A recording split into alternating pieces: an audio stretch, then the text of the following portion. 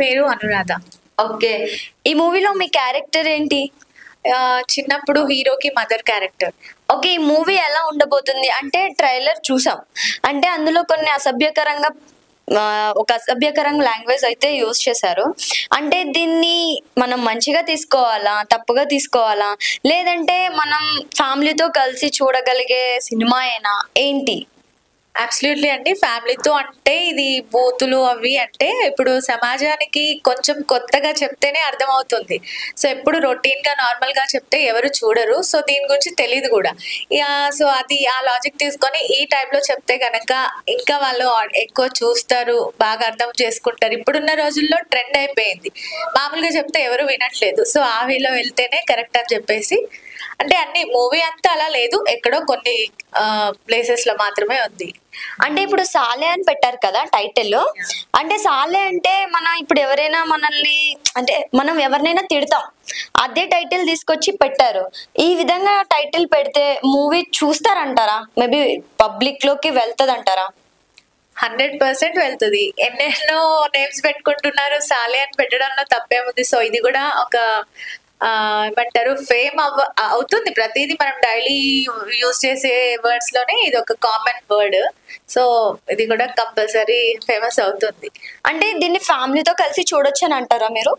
చూడొచ్చు, పర్లేదు. ఎందుకంటే అందరికి కామన్ అయిపోయింది కదా. పిల్లలు, పెద్దవాళ్ళు మనం అనుకోవచ్చు అవి వర్డ్స్ యూజ్ చేయట్లేదని, కానీ ఎక్కడ చూసినా కూడా అందరు కూడా వెల్ మెచ్యూర్డ్, వాళ్ళు అర్థం చేసుకునే ఒక కెపాసిటీ వాళ్ళకు ఉంటుంది. అంటే 18+ అని చెప్పారు కదా.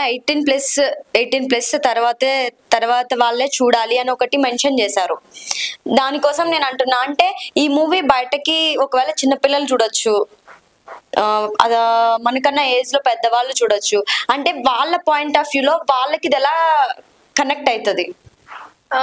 ఎందుకు అంటే ముందు జాగ్రత్తగా అంటే మనం చెప్పాల్సింది చెప్తాము. ఇన్ కేస్ వాళ్ళు చూసిన తర్వాత, మూవీ అంతా చూసిన తర్వాత అర్థమవుతుంది. పిల్లలు చూపించాలా వద్దా అనేది తెలుస్తుంది.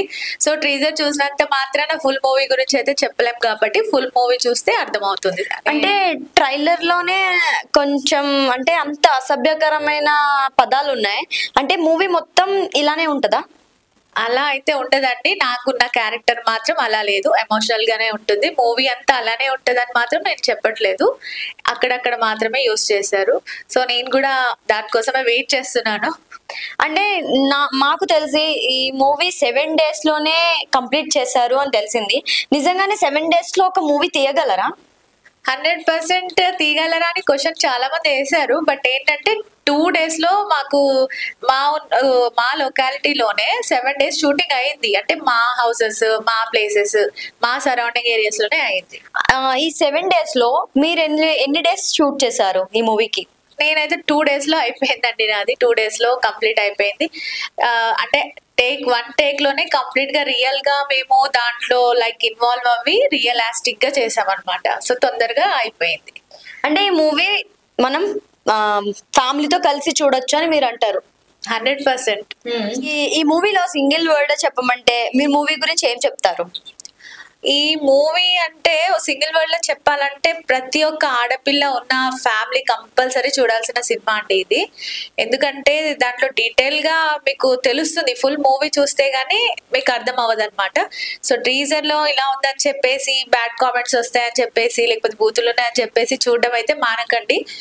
100% మూవీ చూసి ఆ తర్వాత మీరు కామెంట్స్ చేయండి. సో ఇది చూడాలని కోరుకుంటున్నాను నేను. ప్రతి ఒక్కరు కూడా చూడాల్సిందే. మీరు చెప్తుంటే మాకు కూడా ఆసక్తిగా ఉంది. అంటే మేము కూడా చూడాలి అని. ఇది రిలీజింగ్ డేట్ ఎప్పుడండి? March 10th కి. ఓకే. థ్యాంక్ యూ అండి. Thank you.